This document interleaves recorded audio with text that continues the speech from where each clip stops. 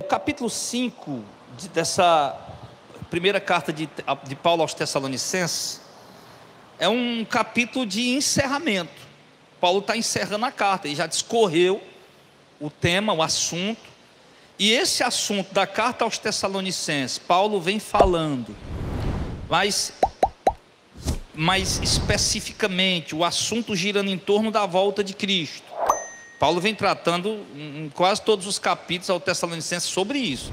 Ele começa só no capítulo 1 com aquela velha introdução, um elogio para a igreja, dizendo que ela é um exemplo, um modelo, e ali ele começa a falar da volta de Jesus, de líderes que estão enganando o povo, dizendo que Jesus já está voltando já, e o povo ficando com medo e se escravizando daqueles líderes, aquela velha teologia do medo, né? Porque a teologia, ela não é para ser imposto medo, ela é para ser ensinado, é o que eu digo. Você tem que pregar sobre o inferno? Tem que pregar sobre a condenação? Tem, mas não é para criar medo nas pessoas. Você tem que pregar para as pessoas conhecerem, tomar o conhecimento, ter a ciência desse lugar. Agora, os líderes, alguns líderes ali na região de Tessalônica, estavam fazendo assim, pregando a teologia do medo, escravizando as pessoas para eles. E aí Paulo vai tratar sobre esse assunto, dizer que os irmãos não têm que se preocupar, tanto a primeira como a segunda carta, ele vai tratar sobre isso. Os irmãos precisam ter medo, Jesus não vai voltar agora, precisa se cumprir alguns sinais, ele vai falar dos sinais e tudo mais, depois vai falar como é que vai ser o arrebatamento, de como é que vai acontecer, e aí no final, e ele vai discorrendo sobre esse assunto, vai falando isso com os irmãos, e aí ao tratar sobre isso, que depois a gente pode, eu acho que a gente já estudou essas duas epístolas, está lá no canal, mas aí quando chega no capítulo 5, já na conclusão, Paulo tem a ciência que agora vamos terminar a carta, vamos concluir a carta, já abordamos os assuntos, aí Paulo começa a concluir, do verso 1 ao 3, ele fala rapidinho ali nessa conclusão sobre a vinda do Senhor mais uma vez, relativamente aos tempos e às épocas, não há necessidade que eu vos escreva, pois vós mesmos estáis inteirados com precisão de que o dia do Senhor vem como ladrão de noite.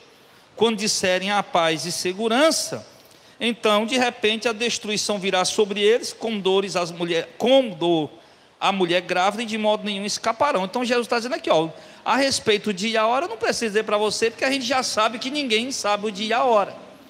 Agora, um grande sinal é quando tiver tudo em paz. O mundo está em paz? Não está.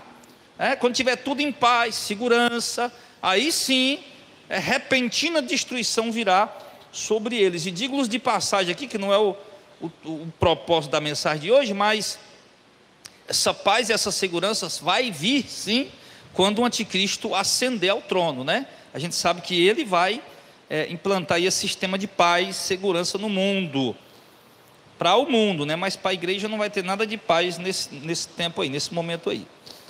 Então vai vir, e quando tiver tudo em paz aí, segurança, todo mundo idolatrando eles, também está de acordo com Apocalipse capítulo 17, lá na quinta trombeta, quando o trono a quinta taça, quando o trono do anticristo, do falso profeta, são destruídos, o reinado deles é destruído, e as pessoas veem que de fato foram enganadas, e ali todo mundo na porta dele, lá é muito claro, eu já estudei isso aqui com os irmãos várias vezes, mas sempre a gente repete, depois nós vamos estudar de novo, aí todo mundo lá na porta do grande líder, pedindo uma solução, porque ele resolveu o problema do mundo, e aí as pessoas vão estar vivendo o pior momento da história da humanidade. Então, quando disseram que tem paz, o mundo está próspero, o mundo está rico, a crise financeira, crise econômica, crise global, doenças, vírus, guerras, rumores de guerra, está tudo resolvido, aí aí vem o pior. Então, aí Paulo trata sobre isso aí. Aí Paulo, ele vai dar aqui um alerta aqui para os irmãos, no verso de número 4 ao verso de número 11, Paulo começa dando um alerta aqui, a gente vai chegar em pontos importantes, observe que cada ponto aqui é importante. Mas vocês, irmãos, vocês não estão em trevas, para que aquele dia os surpreenda como ladrão. Vocês todos são filhos da luz, filhos do dia, não somos da noite. Paulo está dizendo o quê? Olha, eles disseram que Jesus já está vindo, amedrontaram vocês, para escravizar vocês, pregando uma teologia do medo. Temos que pregar que Jesus vem? Tem, mas não para colocar medo no crente. Irmão, Jesus vai voltar, irmão, te conserta aí, Então, claro, tem que alertar o povo, avisar, mas não pode colocar medo, porque ninguém vai ser salvo porque tem medo. Aí Paulo está dizendo aqui, ó, colocaram medo em vocês, mas vocês não são das trevas. Vocês são de quê? Vocês são da luz. Nós somos do dia. Nós não somos das trevas.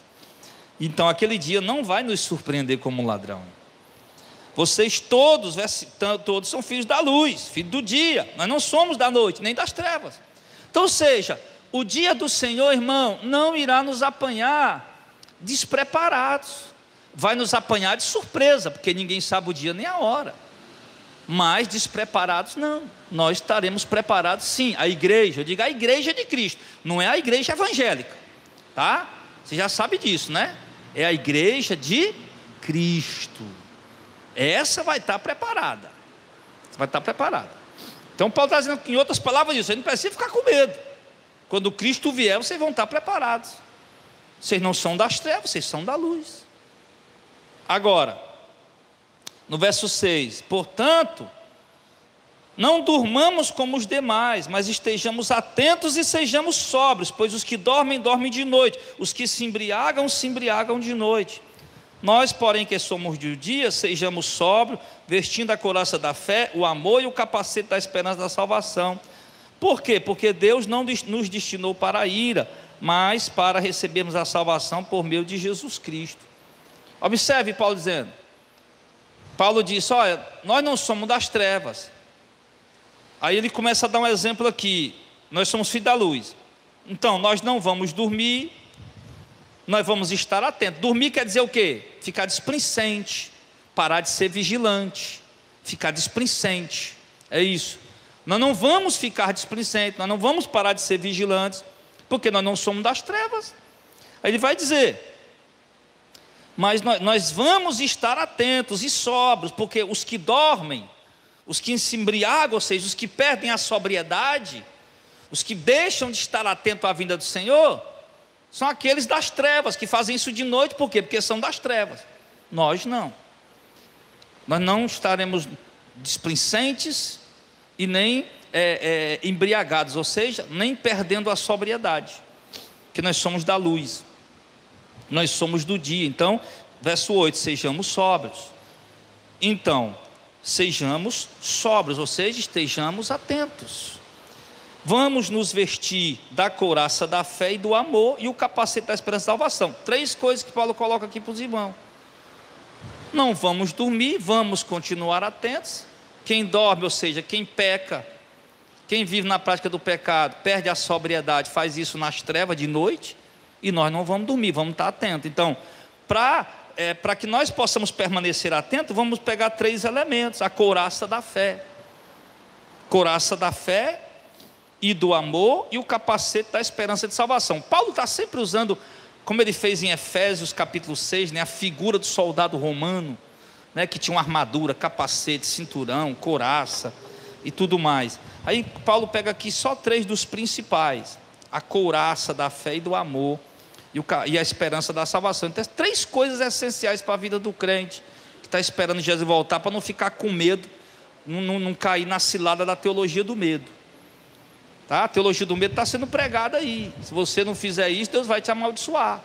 Se você sair daqui da minha igreja, né, porque a minha igreja é deles, né? E de fato é deles mesmo, não é de Jesus não, é deles mesmo. Estão certos, isso aí não estão mentindo não. A igreja é deles mesmo. Mas diz, se você sair da minha igreja, né, você vai ser amaldiçoado. Se você sair da minha igreja, vai acontecer não sei o que com você.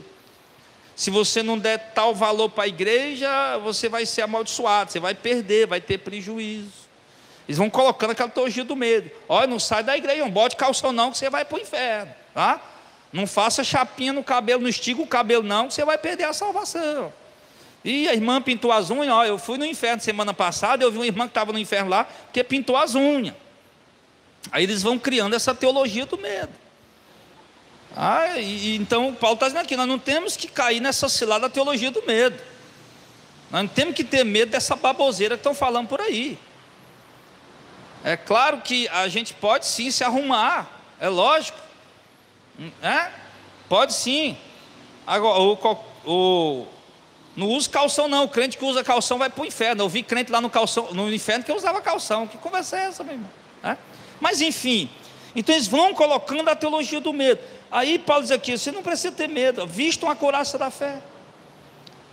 O que é a fé?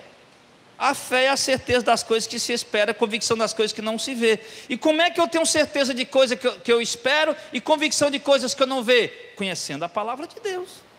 Quando eu conheço a palavra de Deus, aí eu aprendo sobre essas coisas, eu passo a esperar elas. Não estou vendo, mas estou esperando, tenho convicção. É por isso que a fé vem pelo ouvir da palavra. Ouça, a fé vem pelo ouvir da palavra de Deus, porque nela eu aprendo, aí eu passo a crer. Então, para vestir a couraça da fé, pode contar qualquer historinha. Porque hoje os crentes vão para os cultos, senta aí. Antigamente os pais diziam, meu filho, a mulher do banheiro. Demora muito tempo no banheiro, não. Meu filho vai dormir, porque tem o homem do saco. O homem do saco pega menino danado, que não obedece os pais. Olha o capiroto do armário, o monstro do armário, né? O bicho papão. Vai dormir o bicho papão. Não, antigamente eles falavam essas coisas, colocavam medo na gente, a gente obedecia por medo. Ao invés de ensinar, de doutrinar, né? Não, colocava medo. Hoje você vai com os pais hoje aqui, ó, meu filho, fique quietinho aí, ó, a polícia bem ali, viu? Não é assim que faz? Olha, se não ficar quieto aqui, ó, a polícia ali. Não é para ser assim. Teu filho tem que ter medo da polícia, não, porque ele não é bandido, ele tem que aprender a respeitar você. Aí as crianças vão e obedecem, por quê? Por causa do medo que foi imposto. Mas quando passar o carro da polícia, ela se dana de novo. E assim estão os crentes. Eles impõem a teologia do medo, aí os crentes obedecem porque estão com medo. Mas nós não vamos obedecer porque estamos com medo. Nós vamos aprender a fé, a verdade, crer e obedecer. Com amor, espontaneamente, voluntariamente. Então vestir a couraça da fé, praticar o amor e vamos também colocar o capacete da salvação, a convicção da salvação. O crente tem que ter isso. Vai perguntar ao crente, irmão, você está salvo? Eu não sei se eu estou salvo. E o que é que você espera para saber se você está salvo ou não? Não, porque eu tenho que fazer coisas boas. Então você quer ganhar salvação pela bondade sua, pelas obras, não é pela fé em Cristo. Você me perguntar, pastor, você está salvo? Eu digo, eu tenho certeza absoluta. Por que você está salvo? Porque foi Cristo que me salvou. Se fosse por mim, dependesse de mim, eu estava no inferno com uma banda. Eu estava lá no quinto dos infernos, agarrado no chifre do Satanás, né? Fazendo tourada com ele lá, montado no espinhaço dele, mas não depende de mim, é de Cristo, ele já fez a obra por mim. Então, é a esperança da salvação. Essa esperança, irmão, que ele está falando aqui, não é esperança, é diferente, aqui o termo aqui é diferente. Por exemplo, agora nós estamos num pleito eleitoral, pleito é disputa, né? Num pleito eleitoral, é o Lula, é o Bolsonaro, é o Ciro Gomes, é a Simone, é não sei quem mais. Aí uns botam a esperança no Lula, outra a esperança do Bolsonaro. Quanta gente botou a esperança do Bolsonaro? Não estou aqui tentando derrubar o Bolsonaro, não, né? Que os irmãos já sabem aqui que eu não voto em esquerda. Ave Maria, Nossa Senhora, bengalou 3 vezes, né? Mas eu não voto em esquerda, né? Agora, não é tentando derrubar o Bolsonaro, mas quantas pessoas votaram no Bolsonaro achando que ele ia ser de fato o capitão América, o salvador da pátria, e se decepcionaram? Que hoje estão dizendo, eu não voto mais no Bolsonaro. Tem muita gente dizendo isso. Claro, a gente sabe que Bolsonaro não é político. Bolsonaro pegou uma coisa que ninguém pegou. Essa Covid aí que desgraçou o mundo todo, não foi só o Brasil, mas enfim. Mas muita gente colocou a esperança nele. Aí hoje estão arrependidos, né? Então, mas esse termo esperança bíblica não é essa esperança, uma esperança para ver se vai dar certo, não é isso? A esperança do povo é assim. Eu tenho esperança de que se o Lula ganhar vai melhorar. Eu tenho esperança que se o Bolsonaro ganhar, aí a Covid já passou, aí sim ele vai realizar os projetos dele, vai melhorar. Eu tenho esperança que se o Ciro Gomes entrar, ele vai fazer coisa que os outros não fizeram, né? Aí cada um vai tendo uma esperança, mas uma esperança de probabilidade, achando que pode dar certo. Já a esperança bíblica não. Esse termo esperança bíblica, ele traz 2 elementos importantes. Primeiro, ele traz uma certeza, uma convicção. Uma certeza e uma convicção da salvação. que o crente tem que ter. E segundo, esse termo esperança é esperar com ânimo, com alegria, sabendo que você vai herdar com certeza. Então nós temos que ter isso. Não é ficar, Jesus vai voltar, que nem os pregadores da teologia do medo lá em Tessalônica. Jesus vai voltar? Meu Deus, Jesus vai voltar? Não, Jesus vai voltar, pois eu quero que ele volte mesmo. Ei, Jesus vai voltar, pois graças a Deus, tomara que ele chegue agora. Não é ficar com medo, meu Deus do céu, não. Isso aí não funciona nos crentes de verdade. Aí ele diz assim, verso 9, Deus, por que eu vou ficar alegre e ter certeza da esperança da salvação? Verso 9, lê aí. Porque Deus não nos destinou para a ira. Deus nos destinou para quê, pessoal? Verso 9, para recebermos a salvação por meio das nossas obras. Não, por meio de nosso Senhor Jesus Cristo. Por isso que eu vou esperar com alegria, com expectativa. Eu esqueci de colocar essa palavra, porque essa esperança bíblica também, ele fala de expectativa. Como você que comprou o carro novo, está esperando a expectativa dele chegar logo. Comprou a casa nova, está na expectativa de terminar para se mudar logo. A expectativa, aquela alegria, cheia de alegria, de gozo e de certeza, tá? E uma expectativa boa. Então, ele fala que, por que nós temos essa esperança, essa alegria, e não caímos na cilada da teologia do medo? Porque Deus não nos destinou para a ira. Ou seja, você que é crente, salvo, lavado, remido, batizado com o Espírito Santo. Pastor, mas eu não falei língua estranha. Quem foi que disse que o batismo com o Espírito Santo é falar língua estranha? Não, os crentes dizem por aí. Eu não estou preocupado com o que os crentes dizem, eu estou preocupado com o que a Bíblia ensina. E a Bíblia não me ensina que ser batizado com o Espírito Santo é falar línguas. Que a Bíblia ensina batizar com o Espírito Santo é ter fé, ter certeza, ter convicção e ter frutos do Espírito Santo.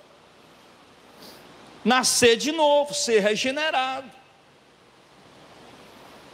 Então, nós estamos salvos por meio do nosso Senhor Jesus Cristo. Não, Deus não nos destinou para a condenação. Amém, pessoal? Deus não te destinou, Valdeci, Deus não te destinou para a condenação, Valdeci. Eliane, Deus não te destinou para a condenação.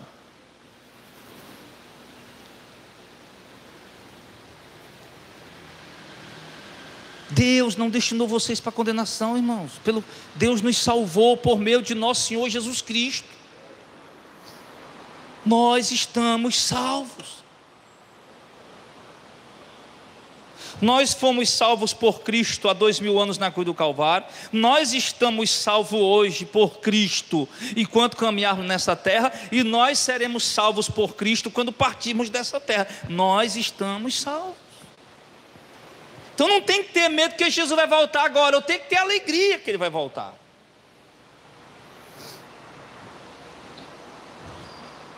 Ele morreu.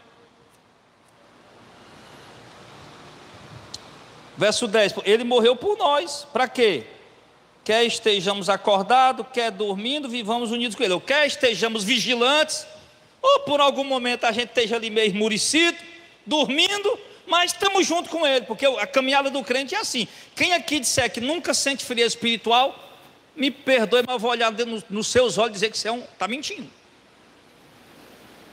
Eu, vocês, os pregadores, homens de Deus, vocês conhecem aí, Augusto de Nicodemo, Paulo Júnior, esses homens de Deus aí que a gente conhece, todos sentem frieza espiritual. O homem mais crente que você conhece hoje, debaixo dessa terra, tem dias que ele não está com vontade, tem dias que ele sente um fartio espiritual, sem vontade de orar, sem vontade de ler a Bíblia, aquela frieza do capiroto tomando conta da gente, frieza do inferno tomando conta, olha o negócio ruim da gota. Então, quer estejamos displicentes por algum momento, ou atentos, estamos com Cristo. Porque mesmo frio, às vezes frio de ler a Bíblia, frio de orar, frio espiritual, mas nós não vamos mais se entregar ao pecado. Paulo, estou tão frio, pastor, não estou com vontade de orar, de ler a Bíblia, mas também eu não me entrego mais ao pecado com prazer. Peco, vacilo, porque todo mundo faz isso mesmo, mesmo frio, desanimado, às vezes aquela coisa, mas você não se entrega ao pecado com prazer. O crente que tem o Espírito Santo é crente, está selado com o Espírito Santo até Jesus voltar. Por mais que você passe frieza de espírito, você está frio ali, está uma semana que você não ora, uma semana que você não lê Bíblia, porque isso acontece com todo mundo. Mas ainda assim o pecado vai estar lá, você está lá resistindo ele. Todo arrebentado, mas você está lá brigando com ele. Não vai, não me entrega. Então, quer estejamos atentos, quer estejamos dormindo, nós estamos com Cristo, que a força vem dele. Aí ele diz aqui, interessante aqui, bonito aqui, verso 11, por isso exortem-se e edifiquem-se uns aos outros, como de fato vocês estão fazendo. Então Paulo diz, então, por isso, por essas coisas que eu acabei de falar, que Cristo vai voltar sim, não preciso dizer o dia, porque ninguém sabe, mas nós não estamos nas trevas, nós estamos na luz, Ele morreu para nos salvar, nós não temos que ter medo, nós estamos selados com o Espírito Santo. Pelo contrário, ao invés de ter medo, nós temos alegria quando sabemos que Jesus vai voltar. Então vamos continuar exortando uns aos outros. É o que vocês já estão fazendo, como ele diz no verso 11, e vamos continuar fazendo. Ok? Vamos exortar uns aos outros. A igreja tem que ter exortação. Tem que exortar uns aos outros. Exortar, né? Está sempre ali alertando os irmãos. Aí vamos para agora as instruções finais aqui. Que essa parte aqui, ela é muito, muito boa, muito interessante. Eu acho que eu podia deixar essa parte aqui para domingo que vem, pessoal. Vamos fazer isso? Vamos deixar para domingo que vem, porque senão eu vou ter que fazer correndo, ó. O meu intuito aqui era só explicar rapidinho do verso 1 até o 11, explicar rapidinho aqui, comentar, e pular para o verso 12 já até o verso 28. Mas e o que é que aconteceu? Que o tempo foi passando e a gente se deteu aqui do 1 ao 11. E a gente aprendeu. Então, para a gente não correr, botar o carro na frente dos bois, vamos deixar isso aqui para domingo que vem, de manhã. Vamos pegar, domingo que vem de manhã você já sabe, se quiser ler em casa, lê, mas já sabe, vai ser do 12 até o 28, ok? E vamos, continua a saudação final de Paulo para aquela igreja que estava sendo amedrontada com a teologia do medo, e os irmãos lá estavam apavorados com medo também. Era uma igreja nova, era um povo que estava aprendendo ainda, crescendo ainda na graça, aprendendo o evangelho. Aí com gente assim, claro que você bota a teologia do medo com eles fácil, mas quando o crente está maduro, alicerçado na verdade do evangelho, não tem teologia do medo nenhuma que pegue ele. Então vamos deixar isso aqui para a semana que vem, tá bom? Combinado? Ok? Então pronto, então vamos orar e depois vamos cantar um louvor.